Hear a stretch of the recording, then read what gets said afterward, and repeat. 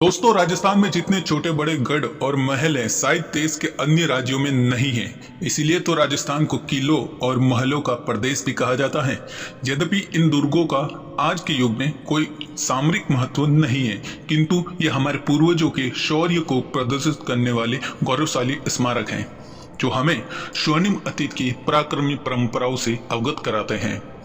यहाँ अनेक प्राचीन और अति प्राचीन दुर्ग, महल एवं स्मारक समय के थपेड़ों को सहते सहते काल कवलित हो गए अथवा अपने अस्तित्व को बचाए रखने की जद्दोजहद में जुटे हुए हैं। लेकिन कुछ ऐसे भी दुर्ग एवं महल हैं जिनका शासकों द्वारा समय समय पर संरक्षण व सुरक्षा तथा जीर्णोद्धार के प्रयास से वे आज भी अपने मूल स्वरूप को बचाए हुए हैं। तो राजस्थान के ऐसे ही ऐतिहासिक एवं प्राचीन स्थलों में से एक नाम है भादराजून।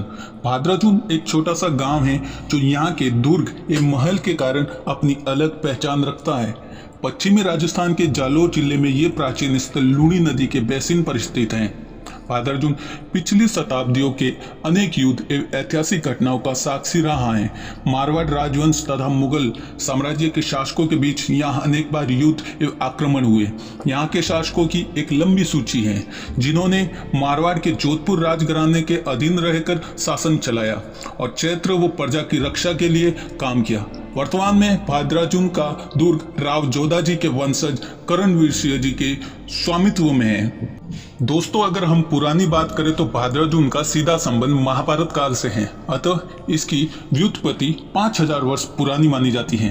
भादराजून शब्द दो शब्दों सुभद्रा एवं अर्जुन को मिलाकर बना है। सुभद्रा भगवान श्री कृष्ण की बहन थी तथा अर्जुन 5 पांडवों में तीसरे भाई थे। प्रारंभ में यह स्थल सुभद्रा अर्जुन के नाम से जाना जाता था, लेकिन वर्षों बाद इसमें मतलब धीरे धीरे परिवर्तन होता गया और बोलचाल की भाषा में एक ही शब्द यानी भादराजून का प्रयोग होने लगा। सुभद्रा अर्जुन ग्राम यानी भादराजून गांव की बनावट लगभग 5000 वर्ष पहले की मानी जाती है। पौराणिक कथाओं के अनुसार त्रेता युग में महाभारत का युद्ध हुआ था, अतः इसे महाभारत काल भी कहते हैं। उस समय का महान योद्धा एवं धनुधर अर्जुन भगवान श्री कृष्ण की बहन सुभद्रा के प्रेम में आबद्ध हो गया था। उन दिनों 5 पांडव वनवास पर थे। इस दौरान उन्हें 11 वर्ष तक जंगलों में और 1 वर्ष अज्ञातवास में रहना था। ये घटना उसी समय की है जब वे 1 वर्ष के अज्ञातवास पर थे। ऐसा माना जाता है कि श्री कृष्ण ने अर्जुन एवं सुभद्रा को गुजरात के प्रसिद्ध तीर्थ स्थल द्वारका जाने का परामर्श दिया। दोनों ने 2 घोड़ों के रथ पर सवार होकर द्वारका के लिए प्रस्थान किया। लगातार 3 रात और 2 दिन चलने के बाद वे लूणी नदी के बेसिन पर बनी इस घाटी में पहुंचे, जहां आज भादराजून गांव स्थित है। उन दिनों यहां किसी तरह की बसावट नहीं थी, अतः यह स्थल सुभद्रा और अर्जुन के लिए विश्राम करने हेतु एकांत और सुरक्षित था। यहीं पर उन्होंने एक मंदिर के पुजारी की मदद से विवाह किया और कहते हैं कि इसके बाद धीरे धीरे इस घाटी में अन्य लोगों ने भी बसना शुरू किया और इस स्थल का नाम सुभद्रा अर्जुन हो गया, जिसे आज भादराजून के नाम से भी जाना जाता है। जोधपुर के राठौड़ों के अधीन आने से पूर्व भादराजून परिहार राजपूतों, भाटी, सिंधल राठौड़ों और मंडलावत राठौड़ राजपूतों के अधीन भी रहा था। ये भादराजून दुर्ग का निर्माण 16वीं शताब्दी में एक पहाड़ी पर किया गया, जो छोटा है लेकिन सामरिक दृष्टि से काफी महत्वपूर्ण एवं मजबूत एवं सुरक्षित है।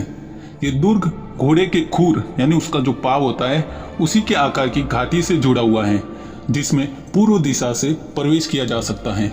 दुर्ग की दीवार लगभग 20-30 फुट ऊंची तथा उसकी एक समान चौड़ाई 10 फुट की है।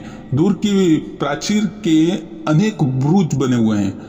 प्राचीर जो होती है ना, उसमें अनेक बुर्ज बने हुए हैं जिनका उपयोग युद्ध काल में तोप, बंदूक व तीर चलाने के लिए भी किया जाता था। चारों ओर पहाड़ियां होने के कारण दुर्ग को महत्वपूर्ण प्राकृतिक सुरक्षा मिली हुई थी।